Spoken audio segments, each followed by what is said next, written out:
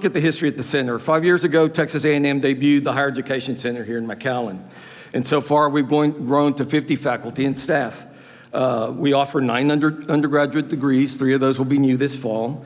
And we'll be serving more than 400 students from across the valley. As I like to say, we're small but committed to contribute and make an impactful difference. Nearly 96% of our students are Hispanic, and more than half are first generation. And that speaks volumes as Texas A&M recognized the need to create additional educational opportunities by giving students in the RGV a chance to receive the same quality education as they would in College Station, but very much closer to home. What we like to say, it's the same ring, it's the same diploma, it's the same opportunity right here in our backyard in McAllen, Texas, and across the valley. You know, I talk about the percentage of Hispanic students and first generation college students and higher education seekers, and I am sure that statistic rings true across every single institution that we have here in the valley. And so my hat's off to my fellow institutions for serving our community in that same regard. Looking at the bigger picture, students seeking higher education here in the valley have great opportunities. We're here at STC, obviously. We have UTRGV, TSDC, TSC, Our Lady of the Lake. And the reality is the commitment given by every single one of those institutions is formidable. And collectively, as we look at it from a leverage perspective, if we join our resources from a higher education perspective and an education perspective, we can continue to move the needle, Dr. Peak. And our goal is to complement these valuable educational opportunities in our region with additional degree programs that meet local industry needs, and that's the key component. We are here to supplement, we're here to collaborate, we're here to contribute and put on top of what's already been created from a foundational perspective. But I do think the key component for all of us today is the ability to sit down collectively, including industry, which is so incredibly valuable, and understand what needs exist today, but more importantly, what do we need to start doing today that's going to impact and address the needs that are coming down the pipeline within the next 5 and 10 years. And I don't think we can meet too soon or too often to address it in that particular capacity. And by the way, as I referenced in my announcement press conference a couple of months ago, 3 months ago, we are willing to sit down with anybody, any institution, any community member, any member of industry who has the aligned focus that we all have in this room of creating educational opportunity and making a difference in the Rio Grande Valley. Since joining the center, I've made it my mission to complement our team's current efforts and lead us towards accomplishing several goals. Our goals are to double enrollment by 2028, expand our academic offerings, all in an effort to ensure the opportunities match the high level of talent we have in the Valley. And I think that's an important point to make as well. I think until we have created opportunity that exactly meets the challenges, or I apologize, the talented folks we have here and the challenges they face in regards to obtaining educational opportunities, we're nowhere near done. And that's the philosophy that we're bringing to the table at Texas A&M, and I'm sure the other institutions share that philosophy as well. By expanding our offerings, we're impacting local industries and growing economic opportunity. In fact, 3 of our 9 undergraduate degree programs we offer will be starting this fall. We're very excited to see that list continue to grow. Our degrees are agricultural economics, biomedical sciences, construction science, education with a focus on math and science in the middle grades. Dr. Peak, you referenced the importance of STEM, as did others. Human resource development, interdisciplinary engineering, maritime business administration, multidisciplinary engineering technology, and public health. And I'll tell you, the commitments to sit down with Dr. Fred Fadias and the members of the Higher Education Coordinating Board as often as we can to make sure we've got a focus on the growing needs from an educational perspective here in the Rio Grande Valley and from a programmatic perspective as well. Now let's take a little step back and look at the reach and impact of the Texas A&M University system in Hidalgo County and across South Texas as a whole, and how the center here in McAllen is supporting that mission. The AgriLife Research and Extension Center in Weslaco is one of 13 Texas A&M AgriLife Research and Extension Centers in numerous counties across the state of Texas. It's dedicated to research and technology development in food, agricultural, and natural resources. And for some folks who think, well, A&M's new to the game down here, we're celebrating our 100th year of having a site there here in Hidalgo County in Weslaco as it relates to this particular program. Another program Texas A&M offers is called Healthy South Texas. Dovetails really well, Judge Cortez, with the efforts being made by this particular initiative and other efforts y'all are making here in the county. Given our region's critical health challenges like rising obesity, high uninsured rates, and limited access to health care, the Healthy South Texas program extends solutions to meet underserved health needs in our communities. I coined the phrase diabesity probably about 10 or 15 years ago. I'm a lawyer and got into healthcare, and I'm in higher education, and I thought I was brilliant with diabetes and obesity. Only to learn that somebody out of Australia had already coined that phrase about 20 years ago. And so I can't claim that it's my creation, but I do think it fits the bill with some of our challenges down here by way of comorbidities, et cetera. The program offers services like diabetes management education, youth health ambassadors, public health education, and much, much more, all to stress and address the health disparities that we frequently see in South Texas. Then, of course, there's the Texas A&M Engineering Academy at South Texas College. Rodney and I were just talking about that a few minutes ago. And it's something that Dr. Solis, Rodney, and everybody here, and everybody at A&M is extremely proud about. It's a partnership we've been able to form there, and the commitment to always look for opportunities to strengthen the partnership we have with South Texas College. This recent partnership is a part of our A&M's goal of educating 25,000 underrepresented students at community colleges by 2025 to fill a projected shortage of 50,000 practitioners in Texas. The program gives students a unique opportunity to save money on engineering courses at STC during their first 2 years before transitioning to the Texas A&M campus of their choice.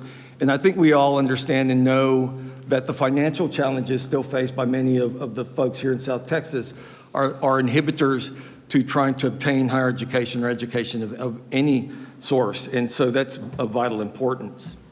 Another program that's highly important to me is the Colonias program, instituted by Texas A&M in 1991. And it's actually the second part of my job description. I oversee that program. Cynthia Escamilla, our regional program director, is here. Cynthia, do you mind raising your hand? Thank you, perfect. This program helps enhance the quality of life in colonias along the border. In fact, the program's collaborating with the military on what's called an innovative readiness training that kicks off July 18th in Nueces County, but we're also implementing these same type of initiatives up and down the border. I'll tell you all this. I mentioned this to somebody previously this morning as well.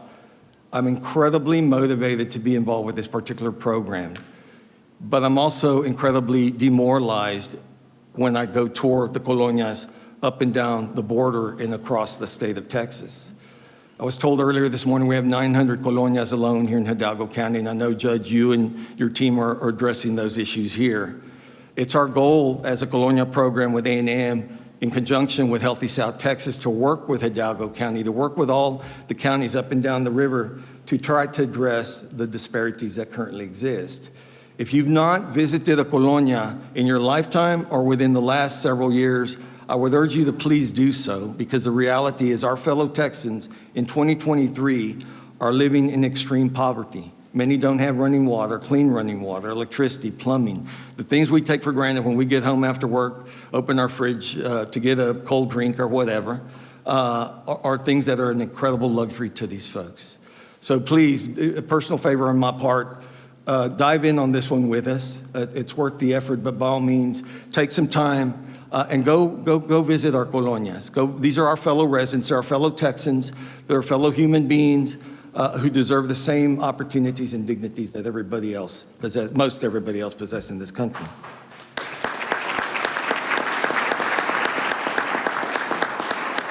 Now, to go back to the center specifically, we currently have one building that's completed with classrooms, offices, biology labs, and an auditorium. It's actually a beautiful building. It's your campus as well. It's your building. And I would encourage you to come visit with us. I'm going to give you my cell phone number at the end of my presentation. And I would love to host you all out there so you can see exactly what we have. Just as exciting, though, is we've announced the building or the creation of a second building that's going to house our nursing program that will help supplement the great efforts that are being made here at South Texas College and across other areas of the Valley. It's also going to have a School of Veterinary Medicine component and a biomedical science component. The nursing degree program is undergoing approvals currently, and we're anticipating groundbreaking of the building to start late this year, early next year, with our first contingency of nursing students in the fall of 2025. It's truly an exciting step forward for us, and hopefully joining forces with our fellow institutions will address the incredible need we not only have for nurses here in the Rio Grande Valley in the state of Texas, but as it relates to allied health professionals as well. Lawmakers also recently approved $25 million to the Texas A&M Health Science Center. That'll go towards opening an education and research facility at the center here in McAllen, which means a third building for us. So the legislative discussions are still ongoing, and we're still trying to figure out exactly what that will house. But the goal is to have the infrastructure in place as we continue to grow, as I referenced, to supplement programs that have previously existed in the Rio Grande Valley, and that will add to those educational opportunities that we're all here talking about. You know, I'm optimistic that with other innovative programs at the center, like construction science, agricultural economics, and engineering, our students will experience Texas A&M system agency trainings and programs to help pave the way for future high-tech buildings, resourceful community programs, and much more.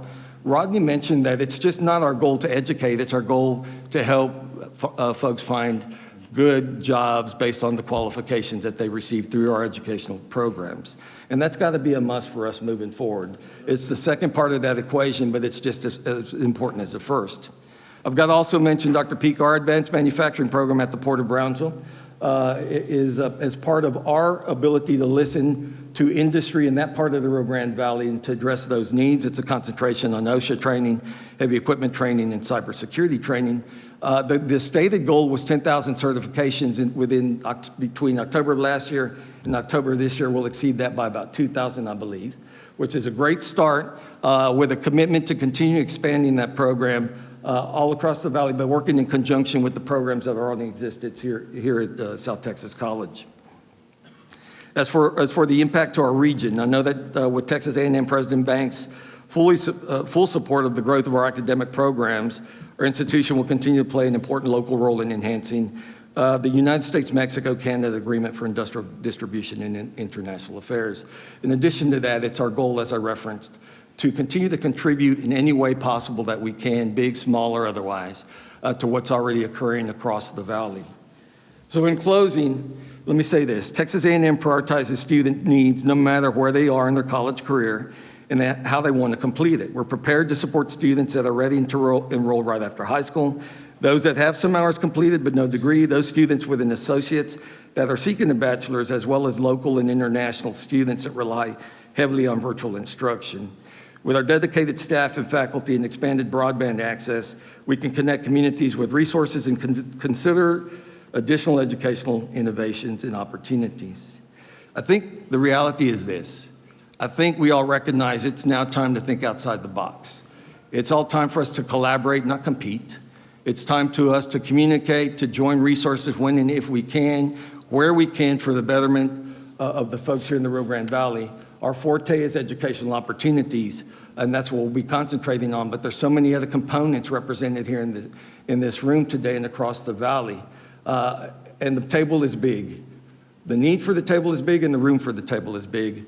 I think you all know Julian Alvarez, most of you all do, former commissioner with Texas Workforce Commission. And Julian used to always say this, and I loved it. And he still says this, by the way: higher education is any education after high school. Because people get this thought process that higher education is just this or that. I did ask him if I could tweak that a bit, and he gave me permission to do so. And my tweak is this: we're incredibly blessed to have progressive, proactive school districts across the lower Rio Grande Valley. And they offer certification and licensure programs, many of which are in conjunction with SCC and other institutions down here.